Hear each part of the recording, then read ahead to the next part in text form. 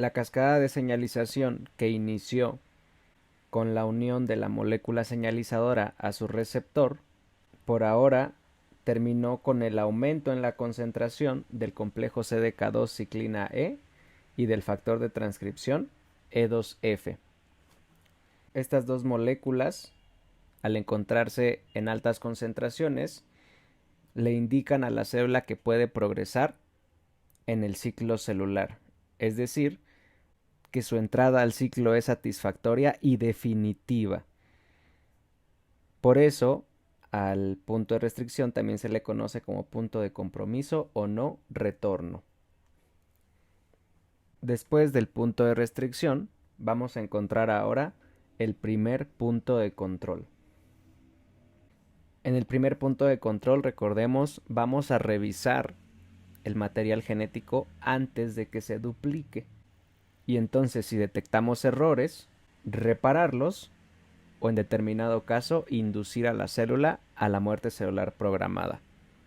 Cuando existe una alteración en el DNA, un grupo de proteínas encargadas de revisar continuamente las cadenas pueden detectar estas alteraciones y al detectarlas activar a otras proteínas. Por ejemplo, la ATM y la ATR, cuando detectan alteraciones en el DNA, terminan por activar a la proteína P53. Recordemos, P53 forma parte de las proteínas supresoras de tumores y también se le conoce como el guardián del genoma.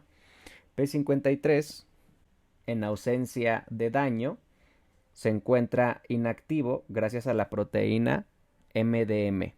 Pero cuando existe una señal, en este caso la activación de las proteínas ATM y ATR, vamos a generar que se inhiba la proteína MDM y por lo tanto P53 quede libre.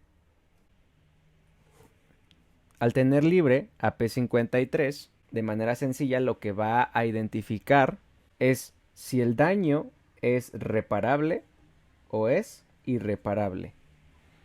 En el primer caso, si es reparable, vamos a detener al ciclo celular.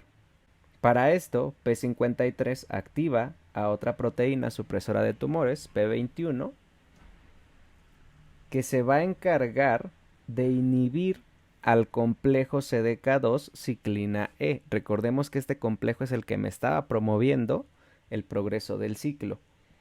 Y entonces, si yo encuentro un daño en el DNA, P21, ¿qué va a hacer? Inhibirlo y de esta manera evitar que el ciclo siga progresando. Al menos hasta que el daño se repare. Una vez reparado el DNA, el ciclo puede continuar. Pero si el daño es irreparable, existen dos caminos.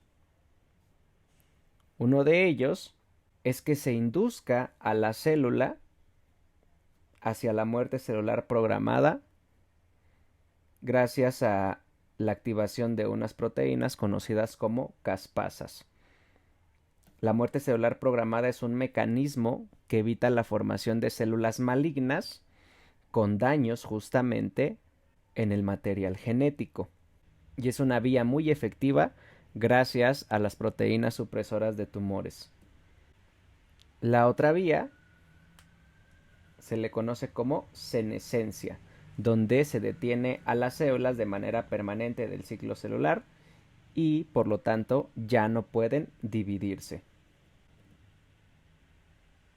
Si se cumplen los eventos moleculares que nos favorezcan pasar el punto de restricción y el primer punto de control, entonces terminamos la fase G1 y podemos continuar hacia la fase S. Al terminar la fase de duplicación, recordemos que en la G2 también encontramos un segundo punto de control destinado a la revisión del material genético una vez que ya se duplicó.